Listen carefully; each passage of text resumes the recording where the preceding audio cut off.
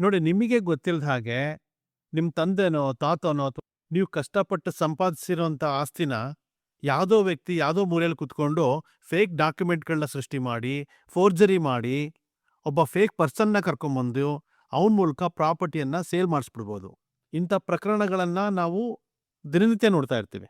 ನಕಲಿ sale deed ಮಾಡಿಸ್ಬಿಡೋದು, ನಕಲಿ GPAನ ಮಾಡಿ ಅದ್ರ ಮೂಲಕ ಪ್ರಾಪರ್ಟಿನ ಸೇಲ್ ಮಾಡ್ಬಿಡೋದು, ಒಬ್ಬನೇ ವ್ಯಕ್ತಿ ಅದೇ ಪ್ರಾಪರ್ಟಿಯನ್ನ ಮತ್ತೆ ಮತ್ತೆ ಬೇರೆ ಬೇರೆ ವ್ಯಕ್ತಿಗಳಿಗೆ ಮಾರಾಟ ಮಾಡ್ಬಿಡೋದು. ಈ ರೀತಿ ಹಲವಾರು ಕ್ರಿಮಿನಲ್ ಪ್ರಕರಣಗಳಿರ್ತವೆ ಈ ಒಂದು ಪ್ರಾಪರ್ಟಿ ಸಂಬಂಧಪಟ್ಟಾಗೆ. ಯಾವ ರೀತಿ ನೀವು ನಿಮ್ಮ ಮನೇಲಿರೋಂಥ ಒಂದು ವಸ್ತುನ ಪ್ರೊಟೆಕ್ಟ್ ಮಾಡಿಕೊಂಡು ಮತ್ತು ಅದಕ್ಕೆ ಬೀಗ ಹಾಕ್ಬಿಟ್ಟು ಜೋಪಾನವಾಗಿ ಇಡ್ತಿರೋ, ನಿಮ್ಮ ಪ್ರಾಪರ್ಟಿಯನ್ನೂ ಸಹ ಅಷ್ಟೇ. ನಿಮ್ಮ ಪ್ರಾಪರ್ಟಿನೂ ಸಹ ನೀವು ಜೋಪಾನವಾಗಿ ಇಟ್ಕೋಬೇಕು. ದಾಖಲೆಗಳನ್ನು ಚೆಕ್ ಮಾಡ್ತಾ ಇರಬೇಕು. ಆ ಪ್ರಾಪರ್ಟಿ ಮೇಲೆ ನೀವು ಒಂದು ಕಣ್ಣು ಇಟ್ಟಿರಬೇಕು. ನೀವು ಯಾವಾಗಲೂ ಮಾಡಿರೋ ಪ್ರಾಪರ್ಟಿ ಯಾವುದೋ ಊರಲ್ಲಿರುತ್ತೆ, ನೀವು ಯಾವುದೋ ಒಂದು ಊರಲ್ಲಿ ಹೋಗ್ಬಿಟ್ಟು ಸೆಟ್ಲ್ ಆಗಿಬಿಟ್ಟಿರ್ತೀರ. ಅದನ್ನು ಹಾಗೆ ಬಿಟ್ಟಿದ್ರೆ ನಾಳೆ ದಿನ ಈ ರೀತಿಯಾಗಿರುವಂಥ ಒಬ್ಬ ಕ್ರಿಮಿನಲ್ ಬಂದ್ಬಿಟ್ಟು ನಿಮ್ಮ ಪ್ರಾಪರ್ಟಿನ ಲಪಟಾಯಿಸುವಂಥ ಚಾನ್ಸಸ್ ಇರುತ್ತೆ. ಅವ್ನು ಹೇಗೆ ಮಾಡ್ತಾರೆ ಅಂತ ಹೇಳಿದ್ರೆ, ಒಂದು ನಕಲಿ ಸೇಲ್ ಡೀಡ್ನ ಮಾಡಿಸ್ಕೊತಾರೆ. ಯಾರೋ ಒಬ್ಬ ನಕಲಿ ವ್ಯಕ್ತಿ, ಹಳ್ಳಿನಲ್ಲಿ ಏನೋ ಕಷ್ಟ ಇರುತ್ತೆ ಅವನಿಗೆ, ಒಬ್ಬ ಮುಗ್ಧ ವ್ಯಕ್ತಿ ಇರ್ತಾನೆ, ಅವನು ಕರ್ಕೊಂಬರ್ತಾರೆ.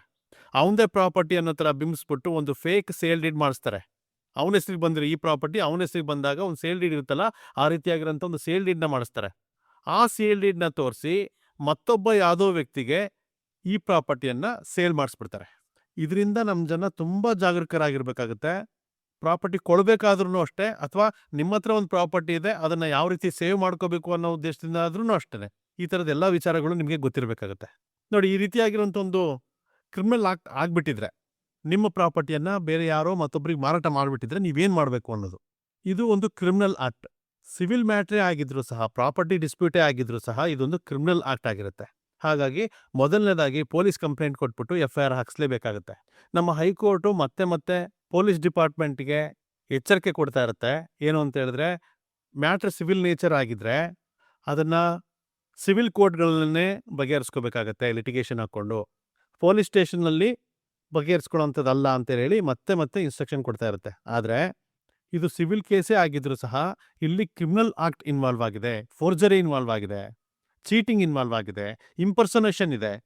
ಈ ರೀತಿಯಾಗಿರುವಂಥ ಕ್ರಿಮಿನಲ್ ಆಕ್ಟ್ಗಳಿರೋದ್ರಿಂದ ಮೊದಲನೇದಾಗಿ ನೀವು ಒಂದು ಪೊಲೀಸ್ ಕಂಪ್ಲೇಂಟ್ ಕೊಡಲೇಬೇಕು ಮತ್ತು FIR ಹಾಕ್ಸ್ಲೇಬೇಕು. ಆ ಇನ್ವೆಸ್ಟಿಗೇಷನ್ನು ಸಹ ನೀವು ಮಾನಿಟರ್ ಮಾಡಬೇಕಾಗುತ್ತೆ.